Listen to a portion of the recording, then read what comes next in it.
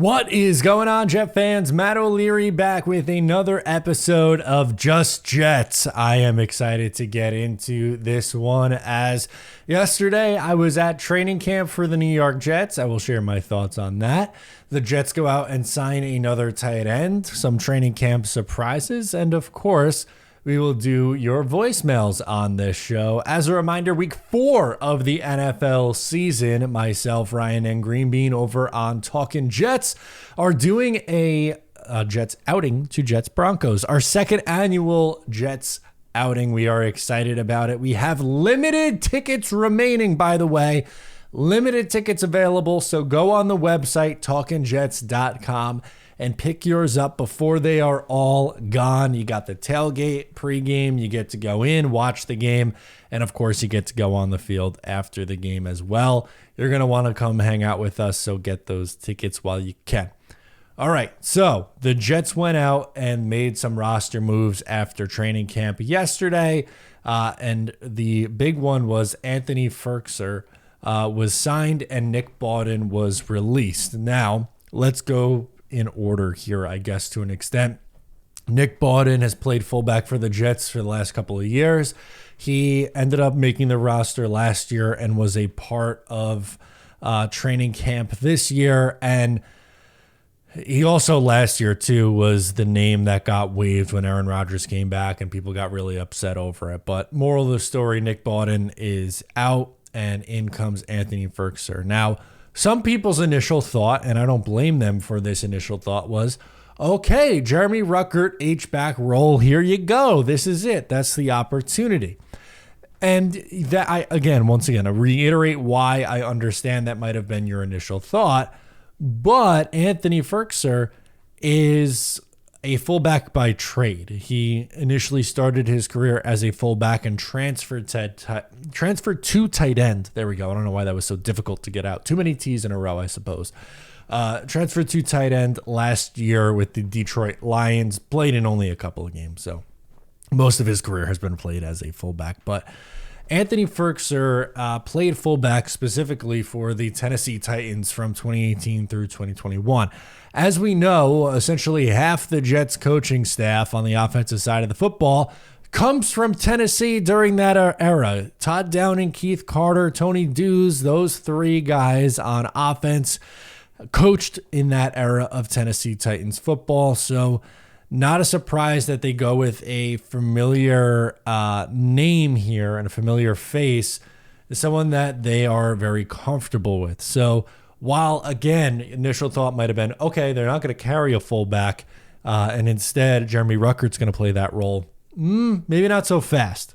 Maybe not so fast. I think Firkser is going to have that opportunity to make the team in that role as a tight end fullback kind of hybrid position. And that's not me saying I think Jeremy Ruckert's roster spot's in jeopardy here.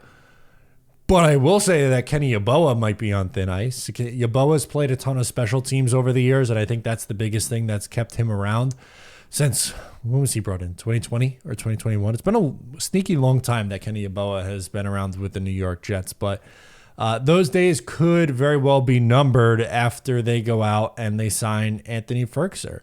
Again, this is someone that the staff is very familiar with.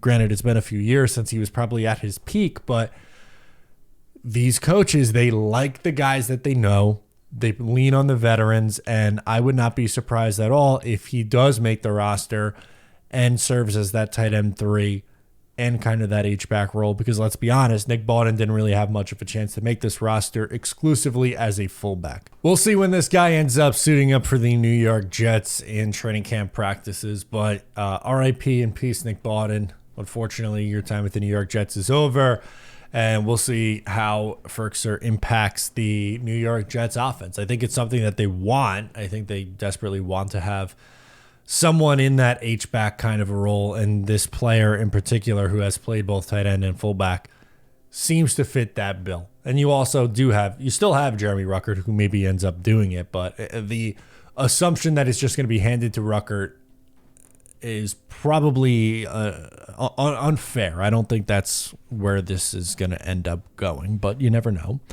The next thing that I wanted to get into was some training camp surprises. So, training camp surprises are always a fun thing. Last year, it felt like Jason Brownlee was a pleasant surprise. Same thing with Xavier Gibson. Both those guys end up making the roster. And this year, in my opinion, there's two names that have stood out, one on the offense and one on the defense, for positive camp surprises. And we'll start on the offense. The first is Malik Taylor. He continues to make plays deep down the field. He has a little bit of a deep threat to his game, which is something that the Jets don't really have on this roster. None of the receivers that they carry are prototypical deep threats, but a name we continue to forget when tossing out what the Jets wide receiver room could look like this year is Malik Taylor. I think we need to consider him a little bit more, and myself included. I think I've been a little dismissive of Malik Taylor. Names that I've put ahead of him on the depth chart pretty consistently, Jason Brownlee and Irv Charles in particular, and those two guys, Irv Charles for his special teams role and Jason Brownlee because of honestly what he did in camp last year. But Taylor has the connection with Aaron Rodgers and even Tyrod Taylor. They've made plays together with the different quarterbacks. And again, I'm not going to say like, oh, Malik Taylor is going to be the new wide receiver too. He's going to suit up and be this major player here. All I'm saying is I think that maybe we are dismissing him as being a role player on this team. Maybe he is a wide receiver 5 instead of being a practice squad player. And, him having a really good camp is exciting and I'm happy for him. It's just not necessarily something that I thought was going to be in the cards for the New York Jets. So I would consider that one being a surprise. And then the next thing on the defense is Takk McKinley. He didn't practice yesterday, but Takk McKinley has a nose for the quarterback. He has gotten a ton of pressure over the first week and a half of practice for the New York Jets in training camp. I've been really impressed with his game. Former first-round pick by the Atlanta Falcons in 2017. Bounced around the league a little bit after that. The Jets bring him in, and it's like, okay, maybe, practice squad, borderline roster player. And he pops. He has a practice with 3 sacks. He's all over the field making plays. And, I'm not happy that Hassan Reddick isn't in the building. I would like him to be there. But I will say having someone like McKinley take this opportunity and run with it is exciting. Now, I'm not saying like, oh, McKinley's a starter, forget about Hassan Reddick. No, please, that's don't get it misconstrued. That's not what I'm saying here. But I do like seeing a guy get an opportunity to play and then run with it. And that was not a name that I was very keen on or really going to take a long look at. The names that I was thinking of were undrafted free agents, Eric Watts and Braden McGregor, those two, Michael Clemens being a name to watch. And when it's all said and done, if and when, I'll say when, you see Hassan Reddick come back and it's Hassan Reddick and Jermaine Johnson and Will McDonald, maybe there is a real chance that Takk McKinley ends up being that 4th guy in the rotation. Sure, Michael Clemens is going to be a factor, and I would anticipate them getting him on the field as well. But the thought that it's just like some guaranteed lock for anybody to take over that 4th spot is crazy. He's someone, or that position rather, is someone that could be up for grabs, and McKinley is someone who has taken that opportunity once again and run with it. That's really excited me.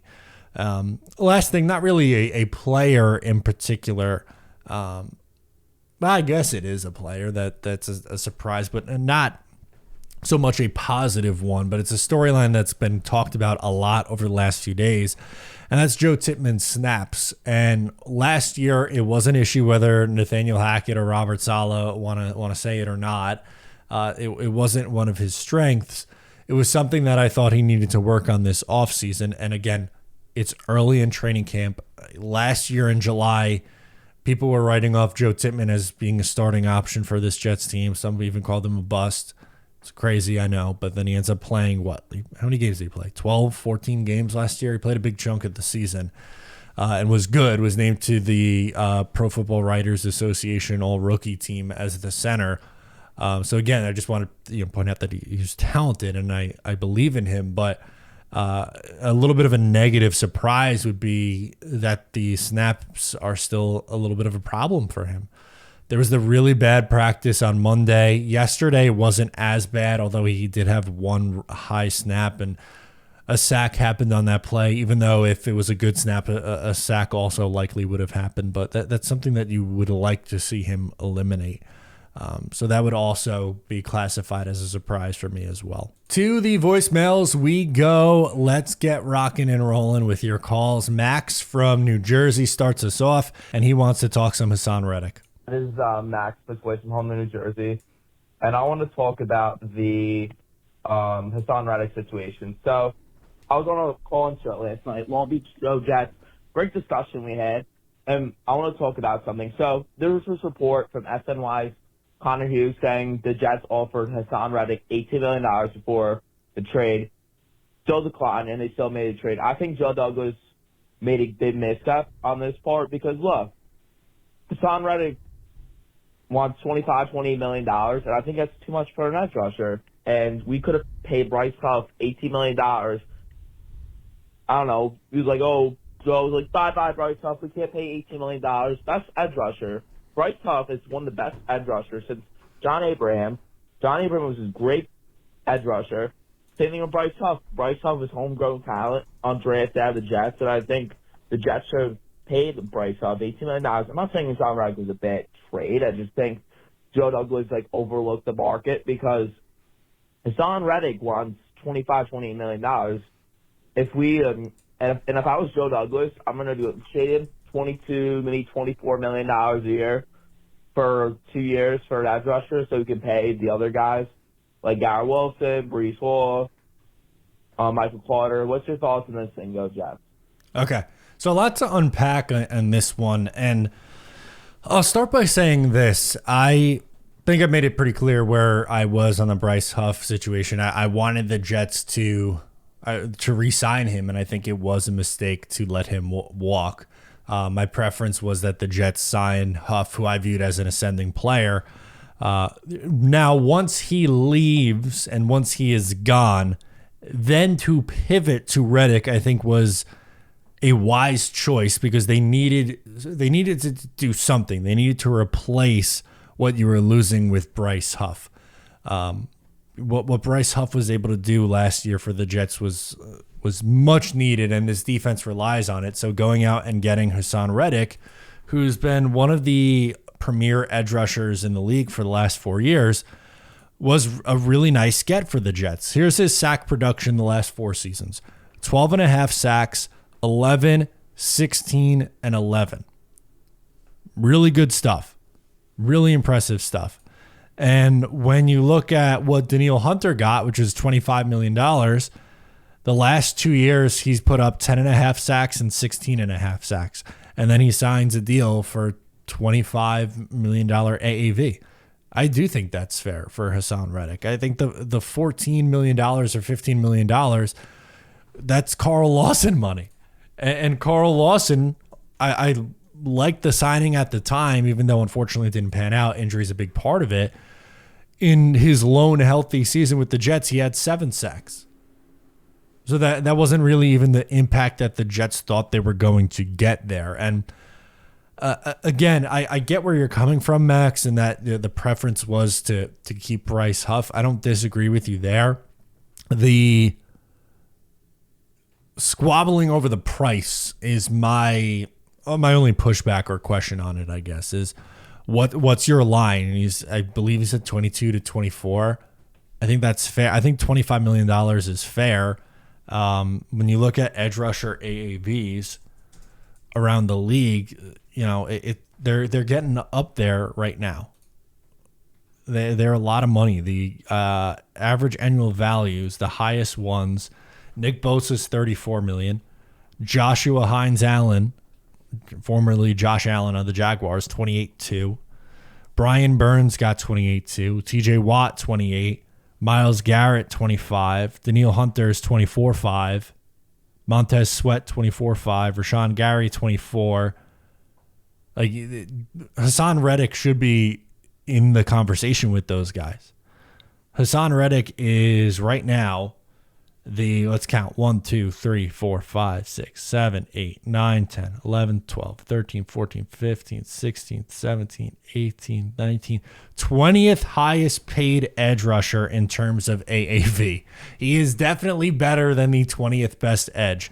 And again, I don't disagree with Max. My preference was keeping Huff, but I don't really give him as much of a hard time with this pivot. I do think that they got to figure this out, and I think they will eventually figure this out. It's frustrating, but I'm not going to go back on what the Jets did at this point. Next up is Dirty Jesus and Ithaca. Hey, Matt. It's your homie, Dirty Jesus. Anyway, I'm calling from Ithaca, New York. The Will McDonald thing, I mean, like, maybe they're just making him earn it, you know? I don't think it's time to panic. It's the first practice, right? But like they did this with Sauce. He wasn't originally the starter, and they made him earn it. I know Will's no Sauce, but maybe they're trying to get him to work harder. Maybe his work ethic isn't all that great. Who knows? But like, I mean, it's been a year, guys. We got to give him a chance at least, you know. And I feel like being a Jets fan, we are traumatized by bad decisions. So every time something starts to look bad, we're like, here we go. Thanks for all you do, man. Take care. I appreciate you. Thank you so much for checking in. So on Will McDonald, I think his playing time has gone up with each one of these practices, and my panic meter is not very high with Will McDonald. Even when, like, if you look at what his stats were last year, he had, I believe it was 3.5 sacks, but while that might not jump off the page at you, 3 sacks, according to Pro Football Reference. He played only 19% of snaps, which is insanely low. If that doubles, right, we'll round it double. Let's say he plays 40% of snaps this year. What kind of sack production do you think you get from Will McDonald this year?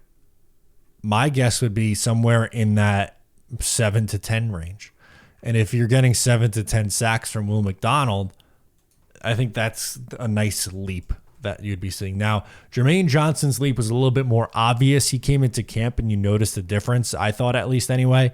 He had 2.5 sacks, and then that number jumped up to 7.5 the following year with the Jets. Very stylistically different players too. Jermaine is bigger. He's better against the run. He's kind of an all-around player at that position, where Will McDonald is a pass rush specialist, the same way you could say about Hassan Ridgely or Bryce Huff. So stylistically a little different. I don't know if it's fair to expect that same kind of leap that we saw from Jermaine Johnson last year, but like if I'm holding Will McDonald stock, like I'm not selling it off in a panic right now. I think he has talent to be a productive pass rusher, and if the Jets are playing with a lead in the second half of these games, which is something they did not do very much at all last year, I think he's going to rack up some sacks. I really do. And he'll be a part of the rotation. Again, am I saying Will McDonald's playing 70% of snaps this year? No. But is he going to play 40 to 45 and give you, again, 7 to 10 sacks? I would bet yes. I would say that's probably pretty likely here. PG from Long Island is up next, and he's got a couple things to talk about, including Hassan Ridgely. Hello, Matt O'Leary. It's PG from Long Island here. How are you, sir? Couple things. One, welcome back to the Talking Jets. Thank you. Green Bean was one of the first guys I stumbled into when I started finding podcasts. Interestingly, he was walking through the woods for some reason with that podcast, but I didn't get a chance to meet him at the draft party. I did see him in the John. He was on the other side of the bathroom. He was on the urinal on the far side. And I almost shouted out, Boy Green in the house. And then I caught myself. I said, you idiot. And the moment had passed, so I just washed my hands and went back out to my cigar and my Guinness. But hopefully I'll get a chance to meet him next year at the draft party. In any case, I want to touch briefly on Hassan Ridgely. I know a lot has been said. I heard Nick Farrier saying this week that he thinks that he should get the contract that he's earned, that he deserves. Well, yes, his next contract. Nobody put a gun to his head. When he signed this contract with the Eagles, it was not a Godfather situation.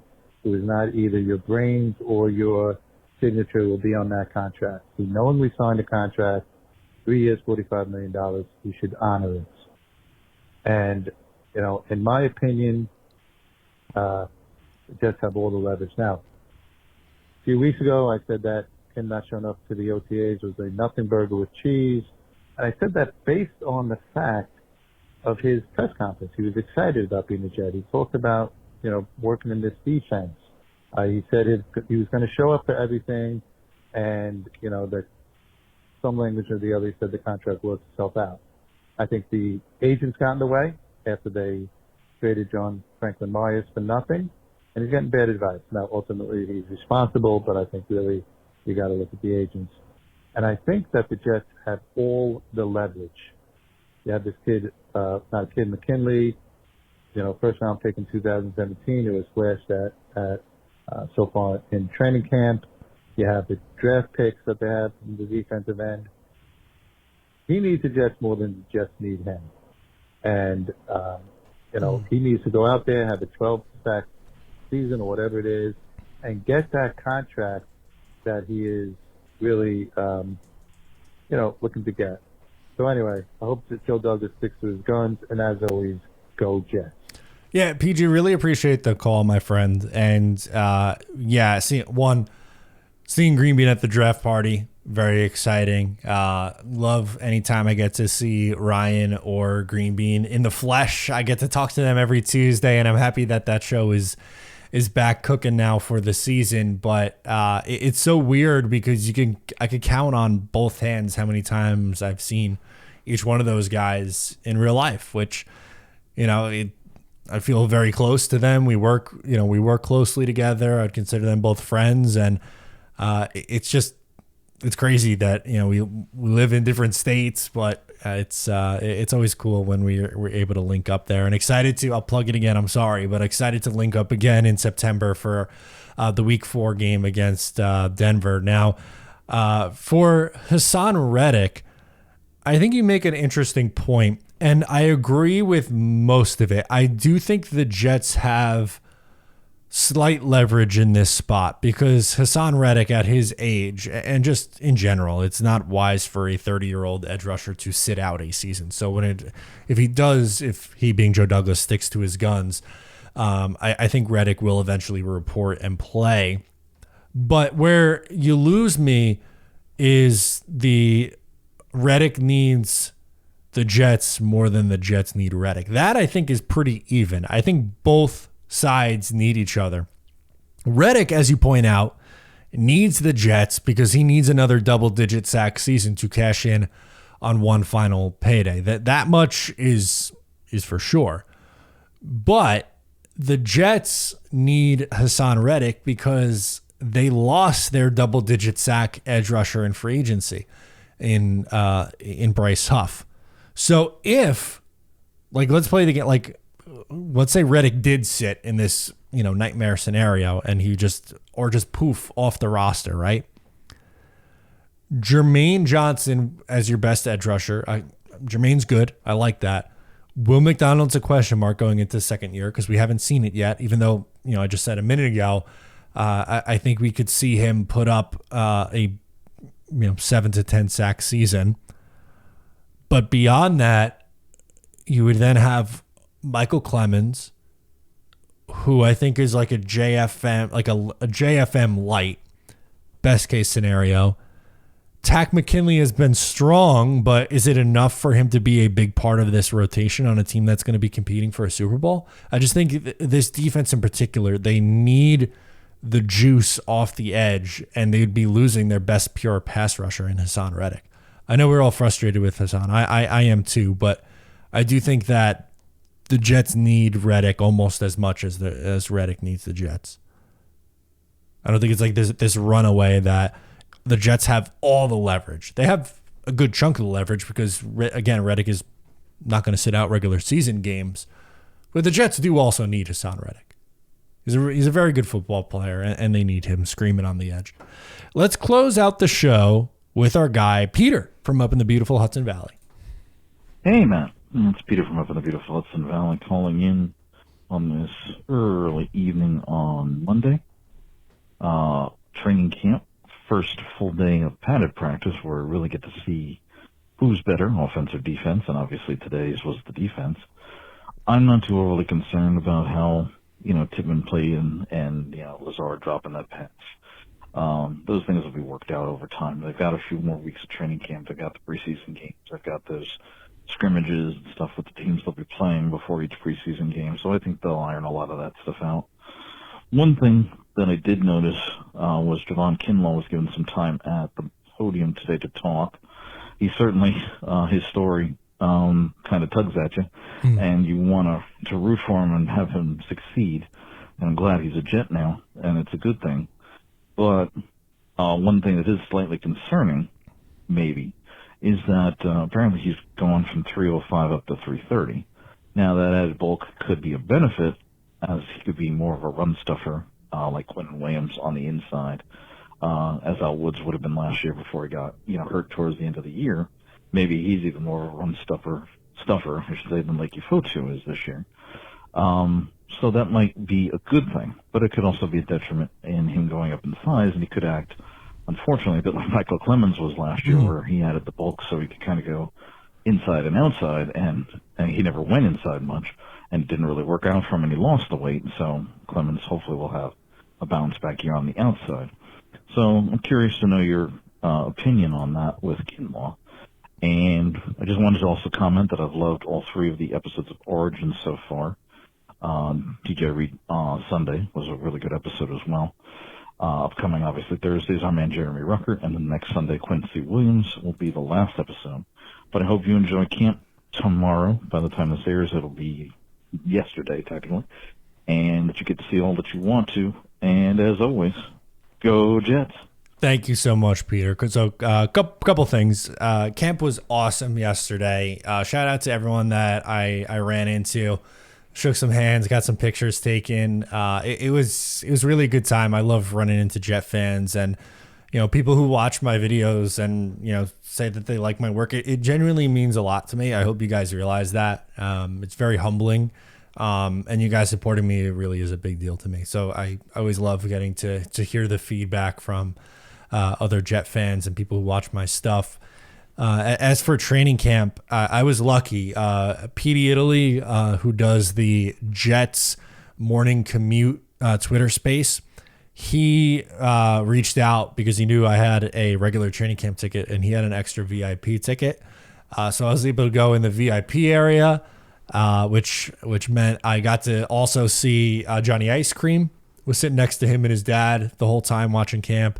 And then was able to meet some Jets players and some former Jets players. I talked to Antonio Cromartie, got a picture with Crow. He was awesome guy. Cromartie, I was a big fan of him when he was a Jet. Loved that addition for them. I think that Revis and Crow as running mates were great. And it bothers me that in their post-playing career, they can't hash things out, but it's yeah, that one, that's a weird one. And that doesn't seem like it's going to be ironed out anytime soon between those two guys, which is unfortunate. Tyler Conlin, got to get a picture with him and talk to him for a brief second. Just really, really friendly guy. It was his birthday yesterday. So he said, yeah, I'll sign a few, and signed all the kids, and just took a quick picture and told them good luck this year. But he was very, very friendly and interactive with the fans.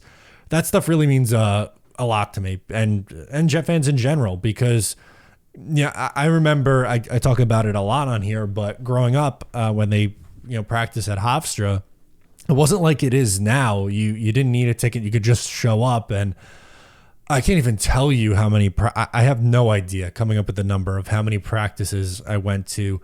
And got to watch the Jets practice and then get autographs, and how cool it was when Brad Smith or Lavernius Coles, or, insert any early to mid 2000s Jet that I was lucky enough to meet. The great picture that I got with Sean Ellis, that wasn't at training camp, but that signed jersey's hanging up above the neon sign here.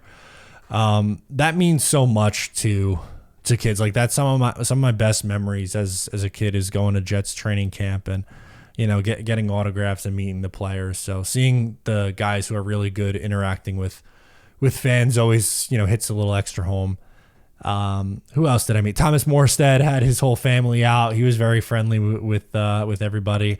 Quantz Stiggers also got a picture with him. His story is just unbelievable, and getting to talk to him a second. Very, very humble, but also confident at the same time too. Like he was saying, like, yeah, I feel like I feel all good. I feel like I'm in the best shape of my life, kind of a thing. And I'm looking forward to his future on the Jets. And last, I didn't get a picture with Garrett Wilson, but he was around the area that I was, and he stayed at him and Sauce Gardner, which are two of the bigger name guys on this team. They stay out so long to sign for fans and sign for kids. It is like, I feel like I say it a lot, but I'm so happy that Breece Hall and Garrett Wilson and Sauce Gardner, like these, just excellent players, because it's been a long time since the Jets have had players of this caliber, but they're also excellent people too. And it makes this team so much easier to root for. And, you like Peter says, pointing out with Javon Kinlaw, and his story, like, easy guy to root for. The Jets have a lot of guys like that on this team who are easy people to root for and get behind. So I'm really excited for that this year. But overall, great experience at training camp yesterday. It was awesome to watch the practice and get to see some of the fans. I was hoping to get to talk to Jeremy Ruckert yesterday. Didn't get to. He was around the area. Wanted to tell him that Babylon's better than Lindenhurst, but didn't have that opportunity. Obviously joking, giving him a hard time there, but really good stuff. And on your point, sorry, that was a long answer, but to get back to one of Peter's questions about Javon Kinlaw putting on the weight, why I'm a little bit more excited about Kinlaw putting on the weight is because he's someone who's going to play on the interior, and something that's been an issue for him has been he's kind of got pushed around a little bit on the interior. And that's been a detractor for him in his career. Injuries as well, but his size has been something that's come into question, and part of the reason why maybe he hasn't reached that ceiling of when he was taken 14th overall in 2020. Obviously, top 15, top half of the first round pick. Expectations were very, very high for Kinlaw, and he didn't really hit them. But I think size has a big part to do with it. So maybe that's his best course here of beefing up a little bit and getting to a good weight so that you're not getting pushed around by the bigger interior guys. And maybe that'll help him. And also playing next to a guy, Quinnen Williams, another great player and great person, is also going to be beneficial. So, guys, thank you so much for tuning into the episode today. Please, before you get out of here, make sure to subscribe, whether you're audio or YouTube. I appreciate you. Leave a comment or a review. 5 stars, the whole thing. I appreciate you guys. I'm Matt O'Leary. I'll catch you next week.